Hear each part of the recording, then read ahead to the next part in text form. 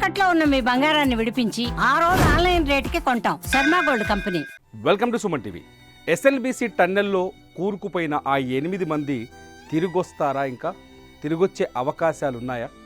వాళ్ళ కుటుంబ సభ్యులకి ప్రభుత్వం ఎందుకు సమాధానం చెప్పట్లేదు? ఇప్పటివరకు 15 రోజులు అవుతుంది. టన్నెల్లో ప్రమాదం జరిగి 15 రోజులు పూర్తవుతుంది. ఈ 15 రోజులుగా రెస్క్యూ ఆపరేషన్ కొనసాగుతూనే ఉంది. తమ వాళ్ళ జాడ దొరుకుతుందేమన్న ఆశతో 8 మందికి సంబంధించిన కుటుంబ సభ్యులు ఎస్ఎల్బీసీ గట్టు మీద కూర్చొని రోదిస్తూ కన్నీళ్లు పెట్టుకుంటూ అక్కడే ఎదురు చూస్తున్నారు. ఏదో చిన్న వాసన వచ్చిందంటే గుండెల్లో వాళ్ళకి గుబులు పుడుతోంది.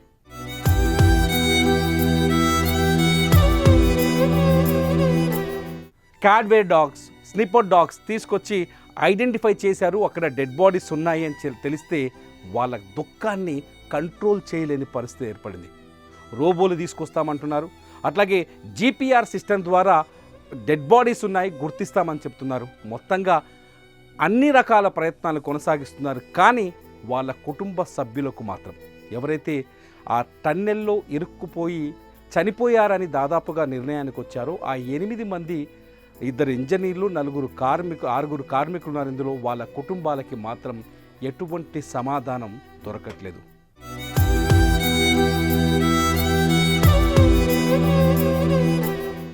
ఒక ఇంట్లో మన మనిషి కనిపించకుండా పోయాడంటే మనం ఎంతలా ఆందోళన చెందుతాం, ఎంతలా బాధపడతాం.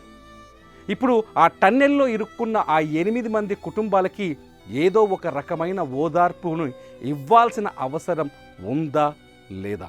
ఒకసారి గుర్తుపెట్టుకోండి, వాళ్ళు టన్నెల్లో ఇరుక్కున్న తర్వాత బతికారా చనిపోయారా అన్నది ఇంతవరకు ఆచూకీ లేదు, అధికారిక ప్రకటన లేదు, వాళ్ళ కుటుంబ సభ్యులకి కంటి మీద కురుకు లేదు.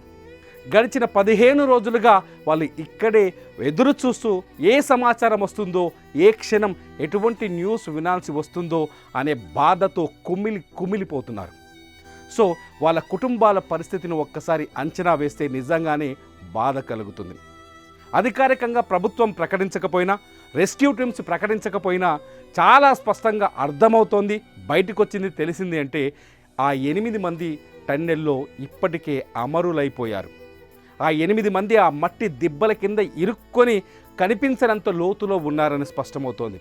ఇప్పటికే ఎన్డీఆర్ఎఫ్తో సహా దాదాపు 15 రకాల బృందాలు, 200 మంది పనిచేస్తున్నప్పటికీ కూడా ఆ 8 మంది జాడ, డెడ్ బాడీ జాడను కూడా కనిపెట్టలేని పరిస్థితి ఏర్పడింది. ఈ పరిస్థితి చూస్తుంటే ఎస్ఎల్బీసీ టన్నెల్ దగ్గర వాళ్ళ కుటుంబ సభ్యుల బాధని, కన్నీళ్లను చూస్తుంటే నిజంగా హృదయ విదారకంగా కనిపిస్తోంది.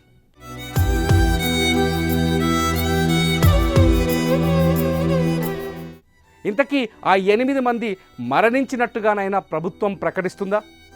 ఆ 8 మంది లేదు బతికొస్తారనే నమ్మకానైనా భరోసాను ఇవ్వగలుగుతుందా? ఆ 8 మంది పరిస్థితి ఏంటి అనేది ఆ 8 కుటుంబాలకి సమాధానం చెప్పగలుగుతారా లేదా అన్నది ఇప్పుడు అతిపెద్ద ప్రశ్నగా మారుతోంది.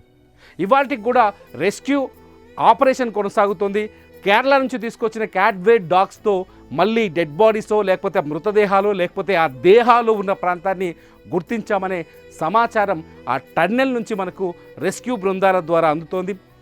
జీపీఆర్ సిస్టమ్ ద్వారా ఎక్కడైతే గతంలో 4 మృతదేహాలు ఉన్నాయి, లేకపోతే 4 దేహాలు ఉన్నాయి అని జీపీఆర్ సిస్టంతో కనిపెట్టారో అదే జీపీఆర్ సిస్టమ్ దగ్గర ఇప్పుడున్న క్యాడ్వే డాగ్స్ కూడా ఐడెంటిఫై చేశాయని చెప్తున్నారు. ఏదైతే జీపీఆర్ సిస్టమ్ దగ్గర కనిపెట్టారో ఆ జీపీఆర్ సిస్టమ్ దగ్గర ఈ గడిచిన 10 రోజులుగా మట్టి తవ్వుతున్నారు, పైనుంచి దారగా నీరు వస్తుంది. ఆ కార్యక్రమ రెస్క్యూ ఆపరేషన్కి ఆటంకాలు ఏర్పడుతున్నాయి. కానీ దేహాల జాడ మాత్రం దొరకలేదు. ఐడెంటిటీ వస్తోంది కానీ వాళ్ళ జాడ దొరకట్లేదు. ఆ జాడ దొరకనంతటి కాలం గట్టు మీద వీళ్ళ కుటుంబాలు కన్నీళ్లతో ఎదురు చూడటం తప్ప మరో దారి కనిపించట్లేదు. ప్రభుత్వం రెస్క్యూ ఆపరేషన్లో మునిగిపోయింది. ఎన్డీఆర్ఎఫ్తో సహా అన్ని బలగాలు రెస్క్యూ ఆపరేషన్లో మునిగిపోయాయి. కానీ వాళ్ళ కుటుంబ సభ్యుల పరిస్థితి ఏంటి? ఆ 8 కుటుంబాలు జవాబు కోసం ఎదురు చూస్తున్న ఆ 8 కుటుంబాలకు దొరికే సమాధానం ఏంటన్నది ఇప్పుడు చాలా బాధాకరమైన అంశం. ఇప్పటికైనా ఆ 8 మంది మరణించినట్టు అధికారికంగా ప్రకటిస్తారా, లేకపోతే డెడ్ బాడీస్ దొరికిన తరువాతే ఈ ప్రకటన వస్తుందా అన్నది ఇప్పుడు ఆసక్తికర ప్రశ్నగా మారుతోంది. ప్రస్తుతానికి ఎస్ఎల్బిసి టన్నెల్లో ఇంకా మట్టి తవ్వుతూనే ఉన్నారు. వాళ్ళు తవ్విన చోట నీళ్ళు వస్తూనే ఉన్నాయి. నీళ్ళు వచ్చి ఆ తవ్విన మట్టి మళ్ళీ పూరుకుపోతూనే ఉంది. ప్రస్తుతానికి ఉన్న కొత్త సమాచారం ఏంటంటే, ఏదైతే టీబీఎం ఉందో టన్నెల్ బోరింగ్ మిషన్, ఆ టీబీఎం తిరగబడిందని టన్నెల్లో ఆ బోరింగ్ మిషన్ కింద ఈ మృతదేహాలు ఉండొచ్చని ఒక అంచనాకు వస్తున్నారు. ఏదేమైనా ఈ ఆపరేషన్ పెద్ద రిస్క్గా మారిన రెస్క్యూ ఆపరేషన్ అని చెప్పాలి. ఆ రిస్క్ని ఎప్పటికి తొలగిస్తారు?